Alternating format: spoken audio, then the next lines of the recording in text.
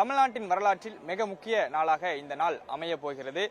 கிட்டத்தட்ட 59 ஆண்டுகளுக்கு பிறகாக ஒரு புதிய கட்சி தமிழ்நாட்டில் ஆட்சி அமைக்க போகிறது. தமிழக வெற்றி கழக தலைவர் விஜய் தமிழ்நாட்டின் முதலமைச்சராக இன்று பதவியேற்க இருக்கிறார். சென்னை நேரு உள்விளையாட்டு அரங்கில் முதலமைச்சர் பதவியேற்பு விழாவிற்கான ஏற்பாடுகள் செய்யப்பட்டிருக்கிறது.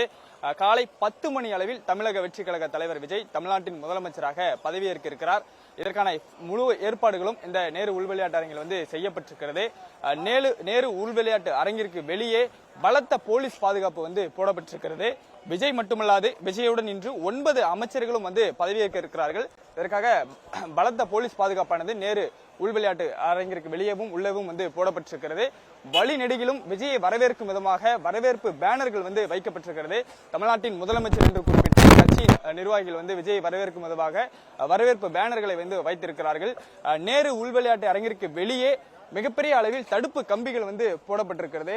ரசிகர்கள் ஏராளமானோர் இந்த பகுதியில் கூடுவார்கள் என்கிற எதிர்பார்ப்பில் உள்ளே நுழைந்துவிடக் கூடாது என்பதற்காக ஏராளமான தடுப்பு கம்பிகள் அமைக்கப்பட்டிருக்கிறது. ஒவ்வொரு தடுப்பு கம்பிக்கு இடையிலும் காவல்துறையினர் பாதுகாப்பு பணியில் ஈடுபட்டிருக்கிறார்கள்.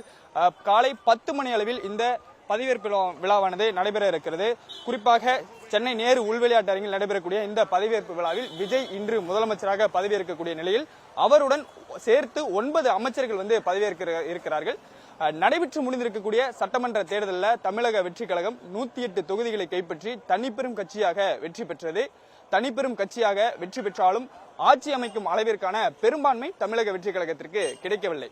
விஜய் முதலமைச்சராக பதவியேற்பதில் ஆட்சி அமைப்பதில் தொடர்ந்து சிக்கல் நீடித்து வந்த நிலையில் காங்கிரஸ், விசிக, சிபிஐ, சிபிஎம், ஐயுஎம்எல் உள்ளிட்ட கட்சிகளின் ஆதரவை விஜய் கோரியிருந்தார்.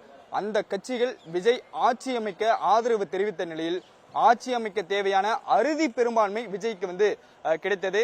நேற்று ஆதரவு தந்த கூட்டணி கட்சி தலைவர்களுடன் சேர்ந்து ஆளுநர் மாளிகை சென்று ஆளுநரை சந்தித்து ஆட்சி அமைக்க விஜய் உரிமை கோரிய நிலையில விஜய் ஆட்சி அமைக்க ஆளுநர் அழைப்பு விடுத்திருக்கிறார்.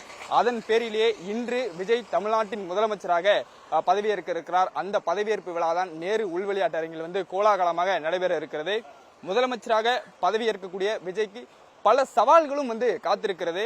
நாட்டின் நிதிநிலையை எப்படி கையாளப் போகிறார், கடன் சுமைகளை எப்படி சமாளிக்க போகிறார், தமிழக வெற்றி கழகத்துடைய தேர்தல் அறிக்கையில பல இலவச திட்டங்களை அறிவித்திருக்கிறார்கள். அதற்கு ஆகும் செலவுகளை விஜய் எவ்வாறு சமாளிக்க போகிறார் என பல சவால்கள் முதலமைச்சராக பதவியேற்கக்கூடிய விஜய்க்கு காத்திருக்கும் நிலையில் காலை 10 மணி அளவில் நேரு உள்விளையாட்டு அரங்கில் தமிழ்நாட்டின் முதலமைச்சராக விஜய் பதவியேற்க இருக்கிறார்.